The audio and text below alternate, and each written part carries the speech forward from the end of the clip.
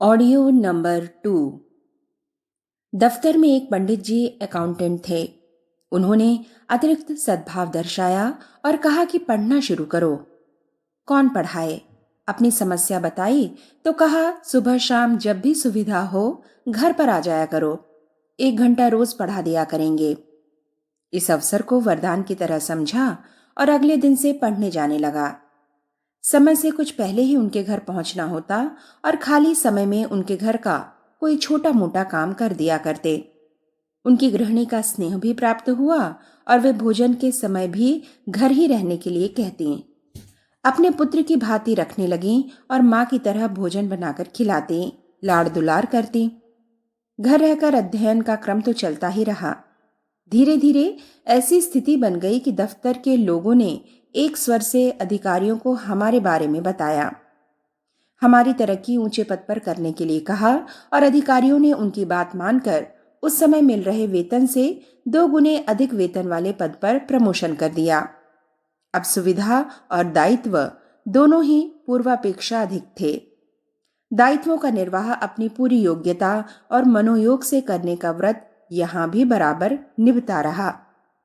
नौकरी में अपना मन देर तक लगा नहीं रह सका। प्रतीत हुआ कि इसमें उन्नति के अवसर सीमित ही हैं। उन्नति का अर्थ तब लौकिक उन्नति ही ज्यादा समझ आता था और उसके लिए मन में छटपटाहट बनी रहती थी। ऐसा अवसर भी आया और राशनिंग विभाग ने भरतपुर में गल्ला वितरण का जिम्मा लिया। उन दिनों क्षेत्र में अकाल पड़ा था और बाजार में दूसरे महायुद्ध से पहले की मंदी अलग छाई हुई थी। चीजों के दाम बेतहाशा बढ़ रहे थे। अर्थव्यवस्था बुरी तरह लड़खड़ा रही थी। उस विपदा की मार लोगों पर कम पड़े, इसके लिए राशनिंग व्यवस्था की गई। उस जमाने के लोग उस समय को आज भी कंट्रोल का जमाना कहकर याद करते हैं। राशनिंग विभाग ने जो जिम्मा सौंपा था, यह यूं कहें कि जो बीड़ा हमने उठाया था वह कुशलता और प्रामाणिकता के साथ संपन्न हुआ। इसका लाभ भी मिला। व्यापार व्यवसाय के क्षेत्र में अपनी साख बनी। नदवई भरतपुर में शुरू किया गया व्यापार दिनों दिन बढ़ने लगा। परिस्थितियों ने कुछ ऐसी करवट ली कि नदवई में अपना व्यापार समेट बाजार में लेनदारों की पाई पाई चुकाकर डबरा चले गए। वहां मिल उद्योग में जाने का निश्चय किया तो पता चला कि उद्योग से जुड़े लोग हाथों हाथ ले रहे हैं। नदवई के व्यापारियों ने हमारी साख हमारे यहां आने से पहले ही पहुंचा दी थी। कुछ मिल मालिकों से तो पुराना संबंध भी था। शायद वह भी एक कारण रहा कि सभी ने मिलकर इस व्यवसाय में हमारा स्वागत किया। डबरा में तब 40 मिलें थीं। मिल मालिकों ने प्रस्ताव किया कि एसोसिएशन का अध्यक्ष पद संभाले। यह दायित्व बहुत ही महत्वपूर्ण था। 40 मिलों में सामंजस्य रखना और किन्हीं भी 2 या अधिक प्रतिष्ठानों में कड़वाहट न आने देना, कड़वाहट आ जाए तो उसका निवारण करना, साथ ही उद्योग पर आने वाले बाहरी संकटों का हल भी ढूंढना इस पद का दायित्व था। साथ ही प्रबंधकों और मिल मालिकों ने अपने को इस योग्य समझा और विश्वास किया, तो हमने भी ठान लिया कि उस विश्वास का निर्वाह करना अपना धर्म कर्तव्य है। धर्म कर्तव्य का पालन हर हालत में होना चाहिए और अगर यह चुनौती है तो उसे भी स्वीकार करना चाहिए। चुनौती भरी स्थितियों से मुंह मोड़ना कभी जाना नहीं था। वे स्थितियां अपने को और भी ज्यादा प्रेरित करती, उत्साह भरती और संकल्पवान बनाती थीं। सो अध्यक्ष पद का दायित्व खुशी खुशी स्वीकार कर लिया। परम पूज्य गुरुदेव तब मथुरा में युग निर्माण आंदोलन का उद्घोष कर चुके थे। गायत्री तपोभूमि का निर्माण तब शुरू ही हुआ था। गायत्री उपासना का प्रचार, यज्ञ अभियान और सत्प्रवृत्तियों के पुण्य प्रसार के कार्यक्रम चलने लगे थे।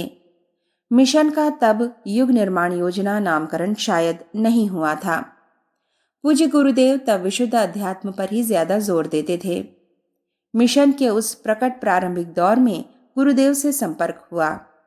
प्रथम परिचय अत्यंत सहज और सामान्य स्तर का था, लेकिन जब वह संपन्न हो गया तो लगा कि इस दिव्य विभूति की कृपा अनुकंपा तो न जाने कब से अपने पर बरसती रही है। हालांकि प्रकट तौर पर संपर्क संबंध धीरे धीरे ही प्रगाढ़ होते गए। पहला परिचय डबरा में गायत्री महायज्ञ के समय हुआ। स्थानीय कार्यकर्ताओं ने मिलकर यज्ञ का आयोजन किया था। उसके प्रबंध के लिए सहयोग चाहा था और स्वयं कुछ पहल करने के साथ मिल उद्योग एसोसिएशन के प्रेसिडेंट के नाते डबरा के सभी उद्योगपतियों को हमने एक पत्र लिखा तो अपेक्षा से 6 गुना ज्यादा साधन जुट गए। मिल मालिकों ने न केवल सहयोग किया बल्कि पूज्य गुरुदेव की अगवानी करने स्टेशन तक भी गए। पूज्यवर का तब तक प्रत्यक्ष दर्शन नहीं हुआ था और जैसा अब तक सुना जाता था या गुरु नामक संत साधुजनों को देखा था, उसी से पूज्यवर की एक काल्पनिक छवि ही मन में बना रखी थी। उस छवि के अनुसार गुरुदेव भगवा वेशधारी सन्यासी होने चाहिए, लंबी दाढ़ी मूछ और सिर पर जटा जैसे बाल होने चाहिए, माथे पर तिलक, हाथ में कमंडल और माला रहनी चाहिए। ऐसी कितनी विशेषताएं इस छवि के साथ जुड़ी हुई थीं। जब गाड़ी आई और यात्री उतरे तो अपनी आंखें इस छवि वाले गुरुदेव को ढूंढती रहीं। वह आकृति कहीं दिखाई नहीं दी तो कार्यकर्ताओं से कहा कि गुरुदेव नहीं आए।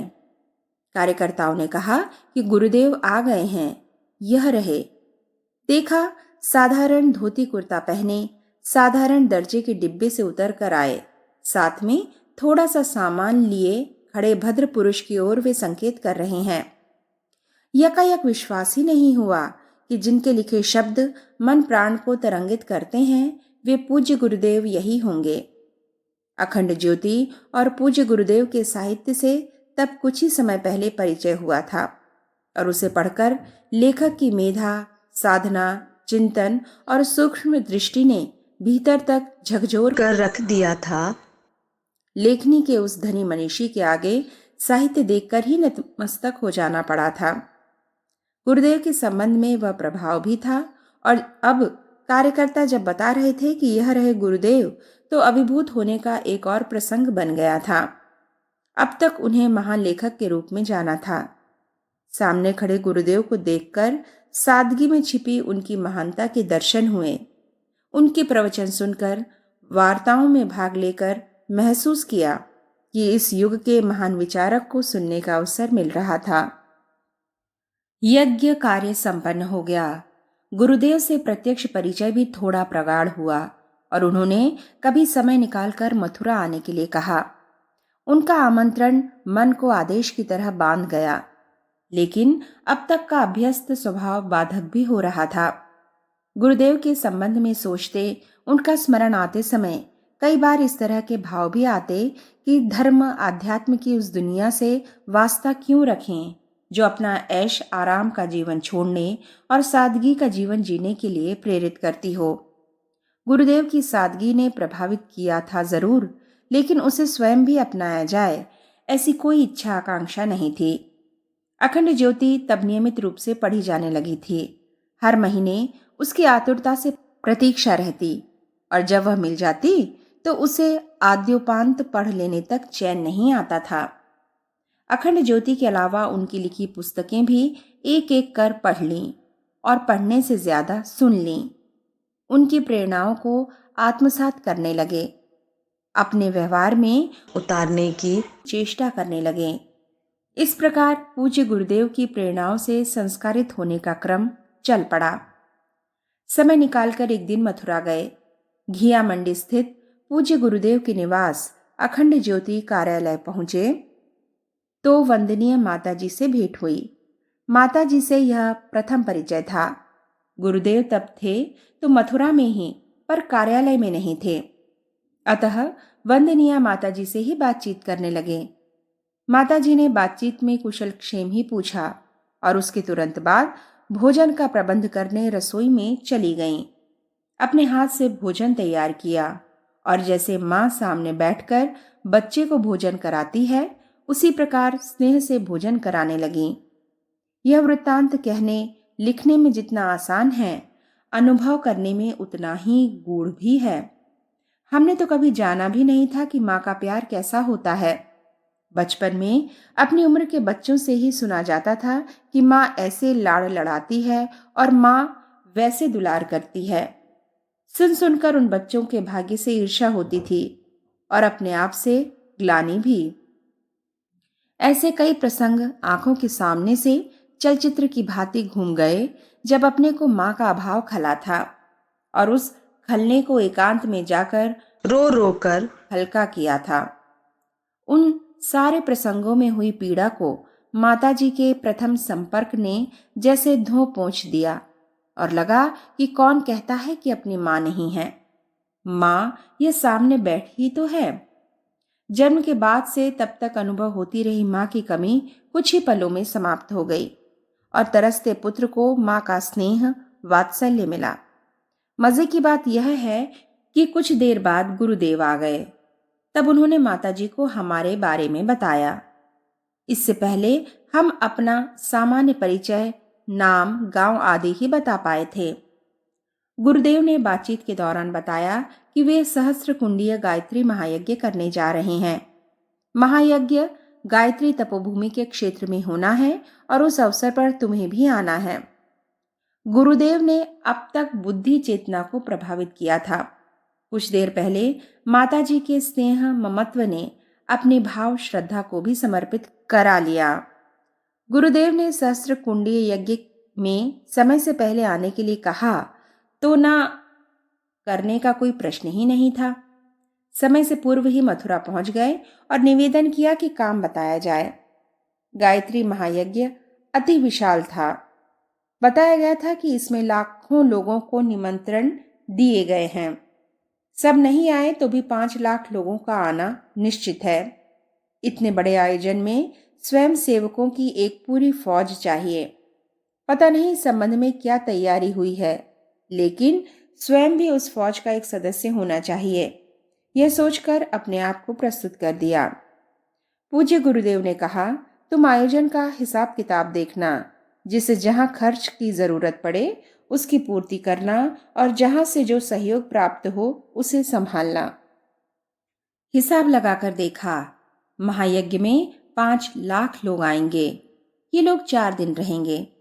4 दिन तक 2 समय भोजन करेंगे और एक व्यक्ति पर एक समय के भोजन का खर्च 2 रुपया भी माने तो सिर्फ भोजन पर ही 40 लाख रुपए खर्च होंगे। उन्हें ठहराने, यज्ञ कराने, पंडितों को दक्षिणा देने, आयोजन स्थल की व्यवस्था करने और दूसरे खर्च तो इन सब के अलावा थे। जो पैसा आया था वह टेंट वालों को दे दिया। चिंता हुई कि बाकी का इंतजाम कहाँ से होगा। गुरुदेव के सामने इसकी चिंता रखी तो उन्होंने बड़ी सहजता से कहा, इसकी चिंता हम क्यों करें? यह काम भगवान का है। भगवान ही इसका प्रबंध करेंगे। और सचमुच भगवान ने प्रबंध किया। 4 दिन का यह विराट आयोजन, अभिनव महाकुंभ इतनी कुशलता से संपन्न हो गया कि जिन लोगों ने उसमें भाग लिया वो आज भी न भूतो न भविष्यत कहते हुए उसका गुणगान करते नहीं थकते हैं। गुरुदेव के व्यक्तित्व का भागवत पक्ष यहीं हमारे सामने खुलकर आया। यह आस्था गहराई तक जड़ जमा गई कि पूज्य गुरुदेव व्यक्ति नहीं, शक्ति हैं। स्वयं भगवान उनके रूप में अवतरित हुए हैं।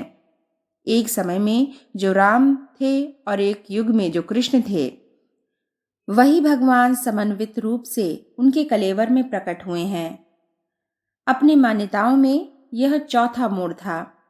पहले हमने गुरुदेव को एक महान लेखक के रूप में जाना, फिर उन्हें क्रांतिकारी विचारक के रूप में समझा, फिर वे भारतीय संस्कृति के जीते जागते प्रतीक लगे और अब वे साक्षात भगवान के रूप में दिखाई दिए।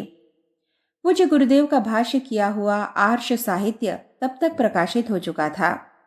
इस साहित्य का एक सेट उत्तर प्रदेश के तत्कालीन राज्यपाल विश्वनाथ दास को भेंट किया गया।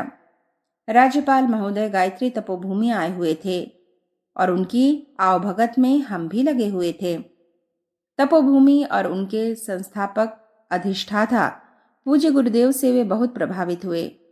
जाते जाते उन्होंने कहा कि हम यहाँ भगवान कृष्ण की नगरी में तीर्थ दर्शन करने आए। भगवान के साक्षात दर्शन तो नहीं हुए, पर आपको देखकर आप में भगवान कृष्ण के दर्शन अवश्य हो गए। राज्यपाल महोदय की यह टिप्पणी सुनकर अपनी आस्था और पुष्ट हुई कि पूज्य गुरुदेव व्यक्ति नहीं, शक्ति हैं। वे साक्षात भगवान हैं। इसके बाद गुरुदेव के सानिध्य में दिनों दिन अपने आप को घुलाने मिलाने की तत्परता बढ़ने लगी। शिविर आयोजनों का क्रम महायज्ञ के बाद ही चला। प्रत्येक शिविर में उपस्थित होने की चेष्टा होती और इस चेष्टा में कदाचित ही कोई शिविर वर्ग छूटा हो।